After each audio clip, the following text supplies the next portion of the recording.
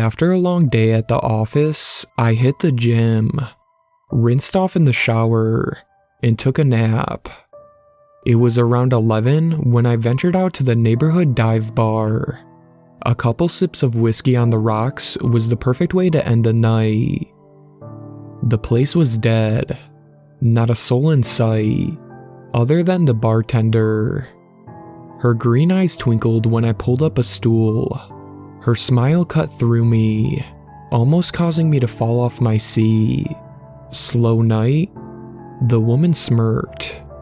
What are you having? I pointed to a bottle behind her. 2 shots of that one, on ice.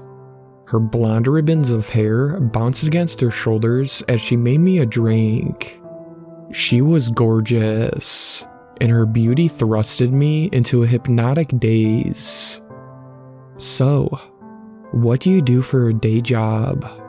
She asked. You know, work? I came to my senses and just barely concealed an embarrassed grin from staring too long. I'm a sales manager for a software company. That sounds like a powerful position, being in charge of other people. I mean, sure, I get to delegate and oversee the other guys on the team, but it's not all that it's cracked out to be. The woman leaned forward over the counter, inches from my face. I can manage you if you'd like me to. Her sexy pink tongue emerged from between her lips and licked me right on the cheek from bottom to top. I'm just closing up for the night. How about we head back to your place? She whispered into my ear. I jumped up, stunned by her display of behavior. I don't even know your name. I'm Jake, by the way. Samantha, but you can call me Sam, or whatever you'd like. Samantha moved her head to the other side of my face and proceeded to lick my other cheek.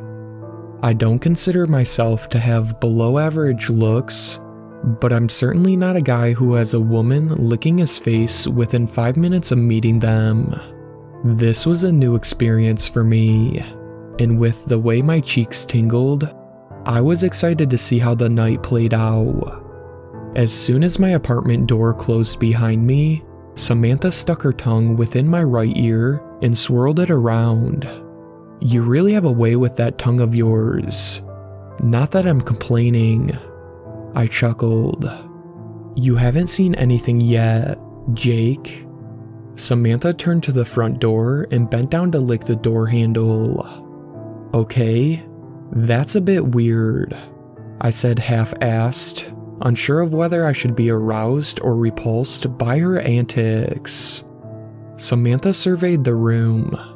This will do just fine. She took my hand and led me to my own bedroom.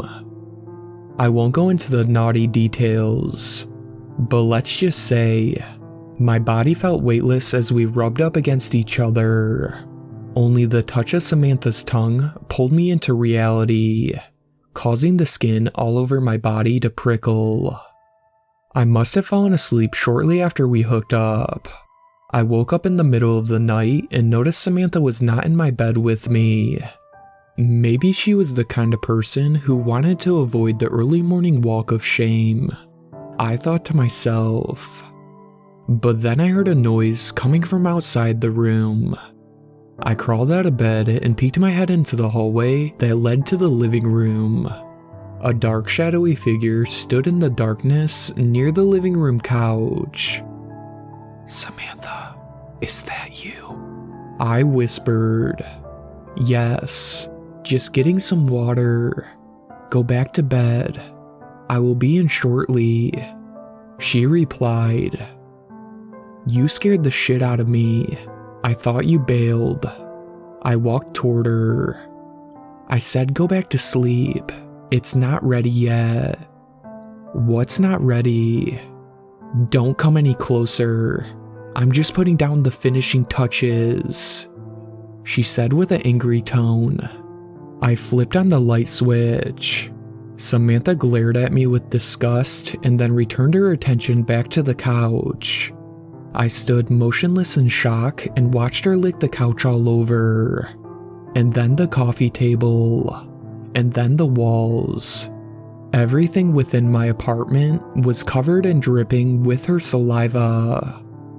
I don't know what this is, but it's making me really uncomfortable.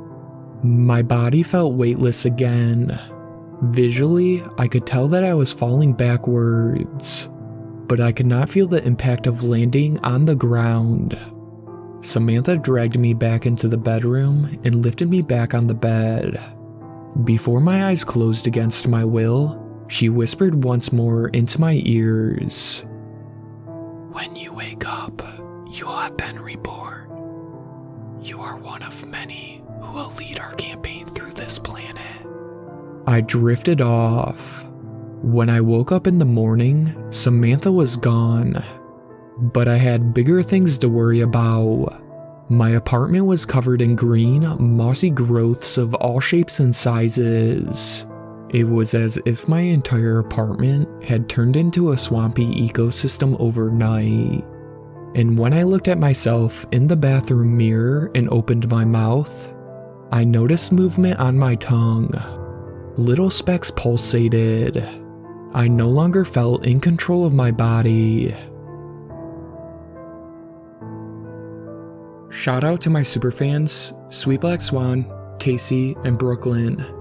I really appreciate you guys supporting my channel, and I really look forward to making more content for everyone.